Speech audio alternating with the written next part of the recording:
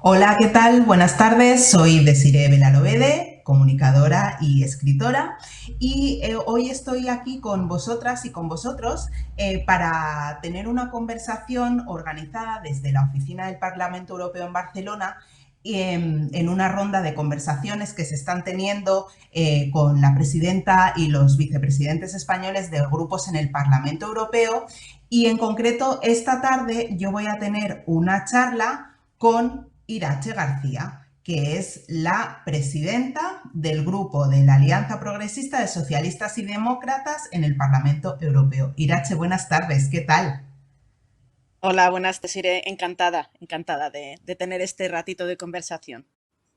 Igualmente, encantada de estar aquí charlando contigo.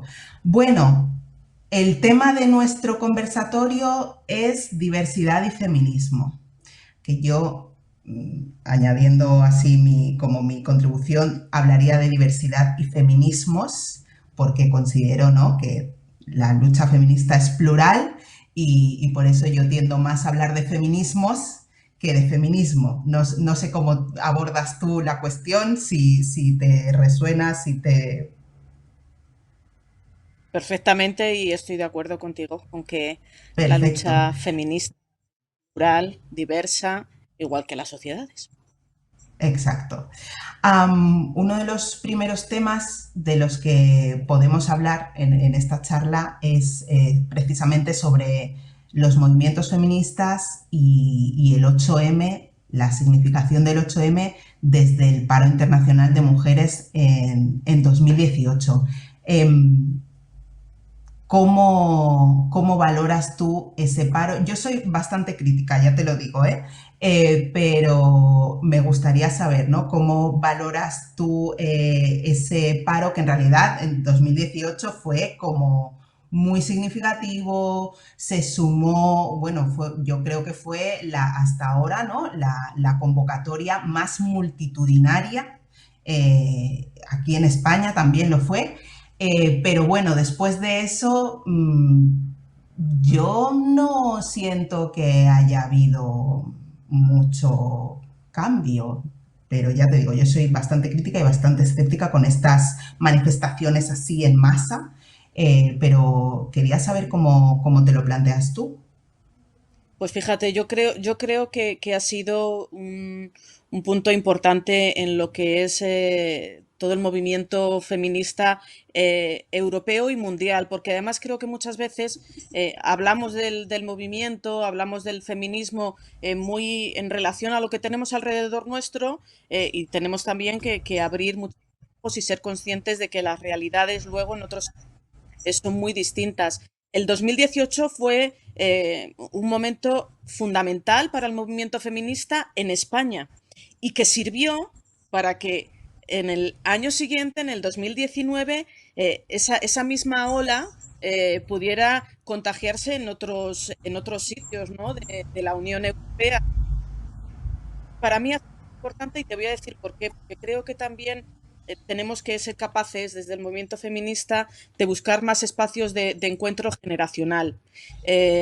Yo hasta el 2018 tenía la sensación del que éramos incapaces de traspasar la barrera de las mujeres más jóvenes y me preocupaba ver cómo notaba o en conversaciones que tenía no había por parte de muchas chicas jóvenes este sensibilidad, este sentimiento, esta posición política e ideológica que es el feminismo, ¿no?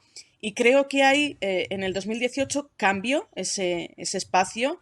Yo ver a chicas tan jóvenes y a chicos incluso, había muchos menos, por supuesto, pero también algunos chicos acudir a las manifestaciones. Yo que llevo yendo a la manifestación del 8 de marzo desde que tengo 20 años y en Valladolid, en mi ciudad, éramos como mucho 300 mujeres.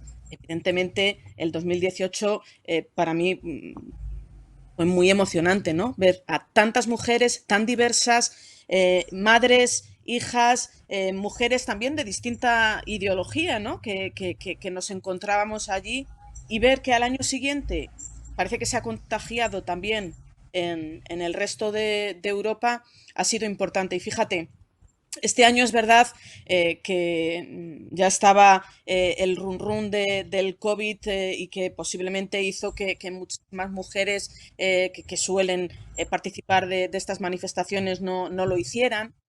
Pero justo antes del 8 de marzo yo estuve como presidenta del Grupo de Socialistas y Demócratas en México y en Cuba, en una reunión, en una agenda de trabajo.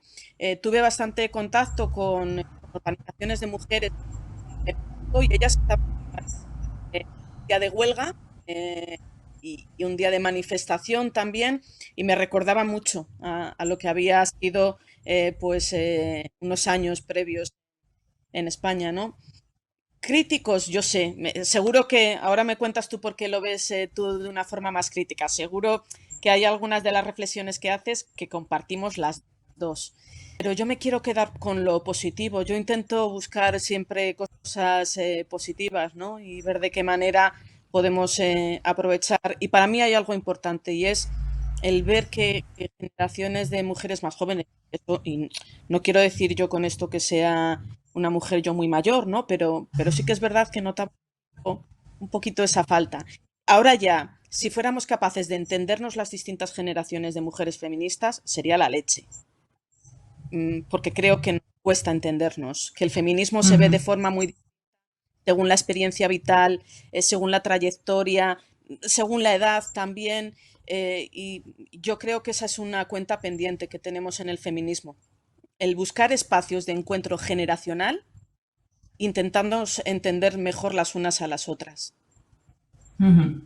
Ahora que hablas de esta necesidad de espacios de encuentro, eh, yo creo que son necesarios ya no solo porque sea una cuestión intergeneracional, sino porque también es una cuestión de diversidades. Porque yo, como mujer afrodescendiente, muchas veces no me siento incluida en los movimientos, Ujú. en las reivindicaciones generales. Muchas veces y cada año nos encontramos con que a la que las mujeres que no somos blancas incluimos como parte de las reivindicaciones del feminismo la lucha antirracista, porque es algo que nos toca como mujeres y como mujeres afectadas por la racialización, y en muchos casos nos encontramos excluidas y nos encontramos con otras feministas. Por eso me parece vital encontrar estos momentos y estos espacios de diálogo y de reconocimiento, porque muchas veces se nos pretende acallar diciéndonos que en el 8M el racismo no tiene espacio.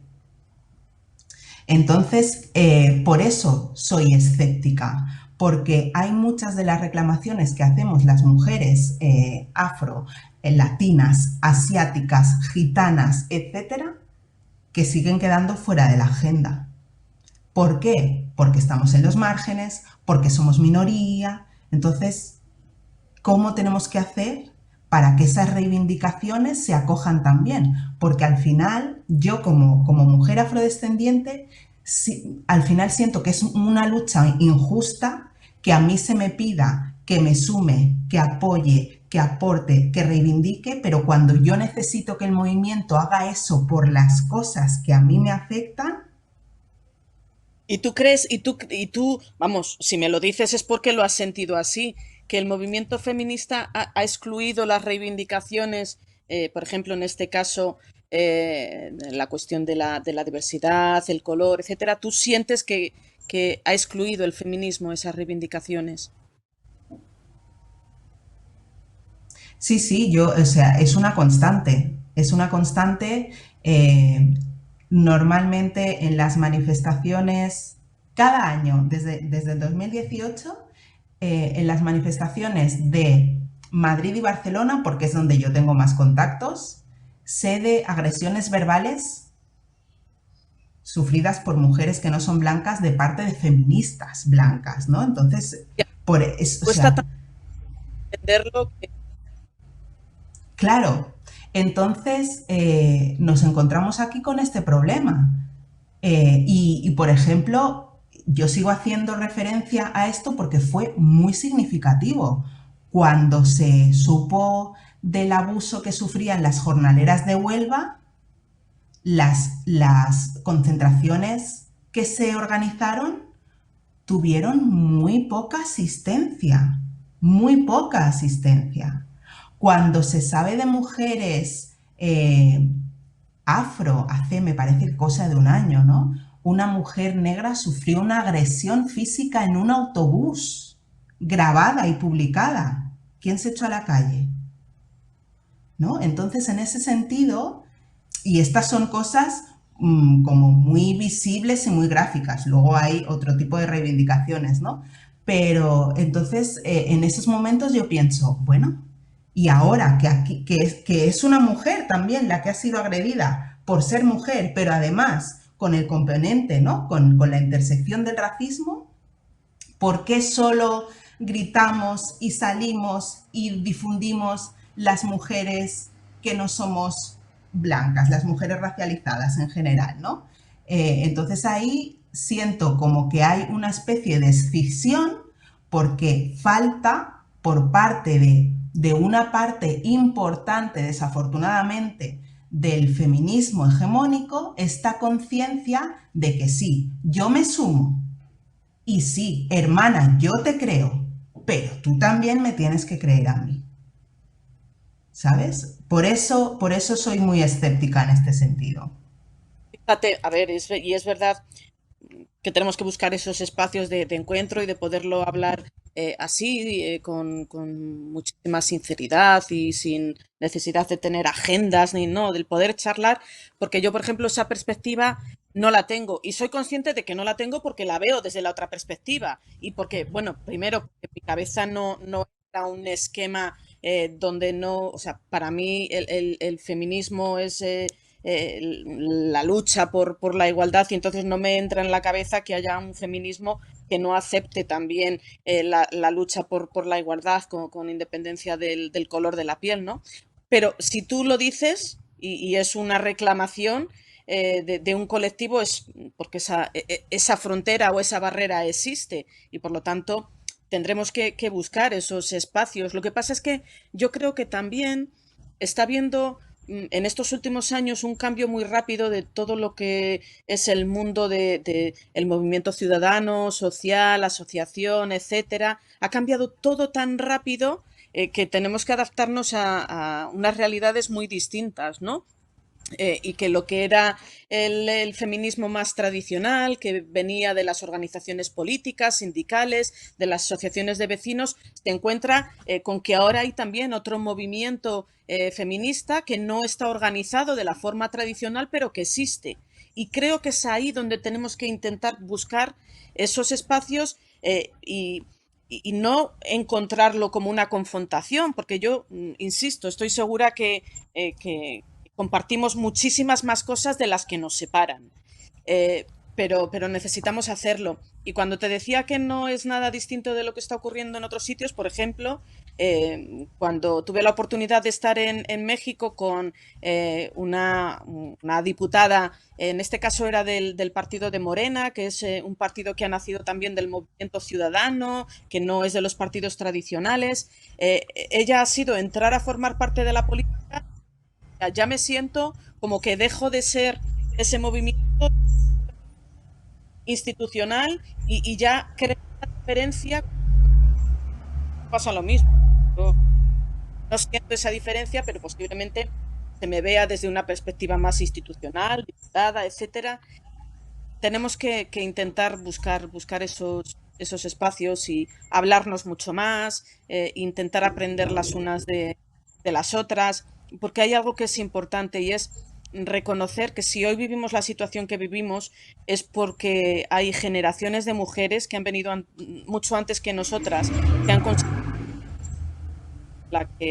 en la que estamos. Y creo que eso siempre será una deuda pendiente que tenemos en el movimiento feminista, ¿no? De agradecer lo que las que venían detrás han conseguido para nosotras. Yo hay algo, mi abuela me decía, mi abuela vivió muchos años y yo ya era eurodiputada cuando ella falleció, ¿no? Y me veía muchas veces y me decía, ojalá yo hubiera nacido en tu época, ¿no? Y es que mujeres como mi abuela consiguieron que yo hoy pueda estar donde estoy, ¿no? Tenemos que hablar Ujú. muchísimo más, Muchísimo, generacional, muchísimo. de estas ideologías, de distintas perspectivas. Es importante hablarnos más. Ujú. Claro. Ahora que comentabas, ¿no? Esta nueva oleada de feminismos que surgen desde más, bueno, sin una organización, ¿no? Muchas veces desde las redes sociales, ¿no? Que se hace como mucho ciberactivismo, etcétera, etcétera, o otros movimientos que son los que hacen que de repente, ¿no? Un 8 de marzo salgan tantísimas mujeres a la calle. A mí me gustaría también hablar del Black Lives Matter como precisamente esa organización ciudadana, ¿no? Esa iniciativa ciudadana que de repente toma las calles y que en este 2020, a raíz del asesinato de George Floyd, ha resonado en otros lugares del mundo y ha llegado también a Europa y a España, ¿no? Con las reivindicaciones, tomando como punto de partida las reivindicaciones del Black Lives Matter. En España se han hecho también concentraciones y manifestaciones en contra del racismo y a favor de la importancia de las vidas negras, porque muchas veces en España, como el patrón de racismo que tenemos en la mente es lo que nos llega a través de los medios de comunicación desde Estados Unidos y es muy vistoso porque es la policía asesinando a personas negras, y como eso en España no se da de la misma forma, no entendemos que aquí hay racismo, pero simplemente que se manifiesta tiene otras manifestaciones, ¿no? A través de el racismo institucional, la ley de extranjería y otras formas de expresión, ¿no? Entonces, yo hoy, por ejemplo, estaba hablando en redes sociales y me llegaban muchos mensajes también de mujeres afrodescendientes que mostraban su preocupación, y por eso insisto en mi escepticismo con estos movimientos masivos, porque después del asesinato de George Floyd, por ejemplo, aquí en Cataluña salió el audio horroroso de ese chico negro, Bubi, agredido por los Mossos d'Esquadra. Y de nuevo, la gente, como ya había puesto en sus redes sociales Black Lives Matter, como ya habían puesto el cuadradito negro en su cuenta de Instagram con el Blackout Tuesday, ya habíamos cumplido y ya no había necesidad de implicarse más, porque me da la sensación que es como muy fácil, ¿no? Mostrar o llevar a cabo un acto más simbólico hacia una violencia que sucede a miles de kilómetros de nuestros domicilios, ¿no? Así es muy fácil, pero luego cuando pasan cosas aquí, ¿no? De nuevo falta otra vez esa implicación, esa conciencia de que el racismo, igual que el feminismo, es la búsqueda de la justicia, el racismo también, en ese sentido, también busca la justicia, ¿no? Pero todavía falta esa comprensión de que no es suficiente con una demostración pública ocasional, sino que esto es un trabajo de todos los días. Yo ahí estoy de acuerdo con lo que dices, no es suficiente. Y por eso ahora te entiendo mejor. Dices lo de soy este tipo de movimientos, ¿verdad? Un poco incluso modas, ¿no? De repente queda muy bien, muy comprometido, muy progres, salir a la calle, etcétera, y entonces ya se ha terminado. Y es verdad que este tipo de movimientos luego no te exigen mucho más compromiso. Pero yo hay algo que siempre pienso y es, por lo menos hay una voluntad, es decir, quien ha dedicado una pequeña parte de su tiempo en decir que está en contra del racismo, para mí ya es algo. Efectivamente, luego tenemos que buscar pues una manera de poder comprometer más a la ciudadanía, de ser todos más activos y de trabajar, ¿no? Y entender que esto no se puede quedar única y exclusivamente en una campaña. Nosotros tuvimos, por ejemplo, un debate en el Pleno del Parlamento sobre el Black Lives Matter. Es verdad que además fue muy interesante porque al principio se quería derivar el debate en una óptica muy la situación de Estados Unidos y algunos pensábamos que no, que es que hay que hablar de ese racismo sistémico que hay en todas las sociedades y que por lo tanto también lo hay en Europa, también lo hay en nuestros países.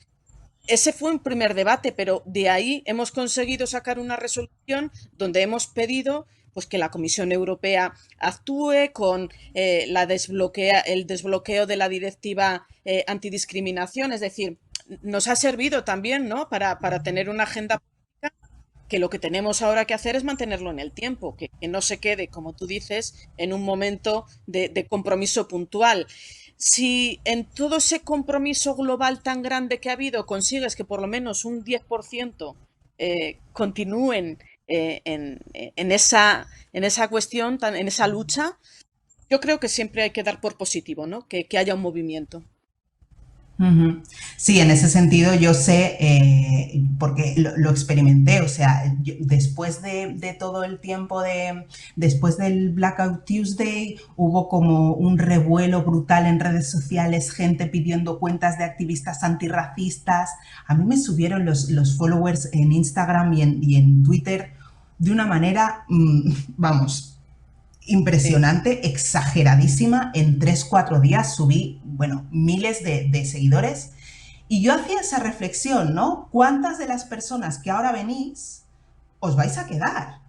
Primero porque mi mensaje no es un mensaje cómodo y amable para las personas blancas, porque aquí yo interpelo mucho a la blanquitud entendida como posición social y política de habitar el mundo. Entonces yo hacía esta reflexión, ¿no? Y yo sé, evidentemente, que un porcentaje de toda esa gente que llegó en avalancha a mis redes sociales se va a quedar, va a aprender, ¿no? Va a incorporar de repente, ¿no? Porque con el antirracismo pasa muchas veces como con el feminismo, ¿no? Que te pones las gafas moradas y empiezas a ver un montonazo de cosas que antes no veías. Con el antirracismo pasa igual.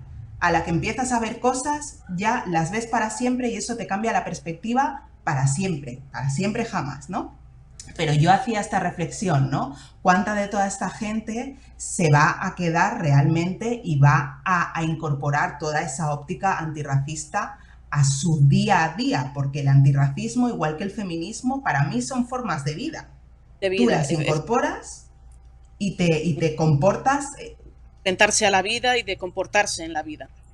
Exacto. Entonces, a pesar de que en mí habite el escepticismo, sé que hay una Seguro parte que de gente. entre mi optimismo, que quizá es exagerado, y tu pesimismo, que también lo es, encontremos un término medio que nos sirva a Un las punto dos, medio. ¿no?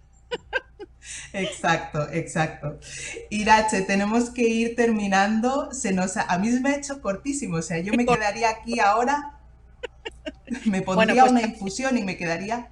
también aprovechemos esta oportunidad que nos ha dado la oficina del Parlamento Europeo en Barcelona de conocernos, para buscar más espacios y poder hacer más conversaciones ya entre nosotras dos. Lo podemos hacer por Instagram o donde veamos que es posible, utilizando todas las herramientas que tenemos ahora, porque es verdad que he dado mucho por ahora.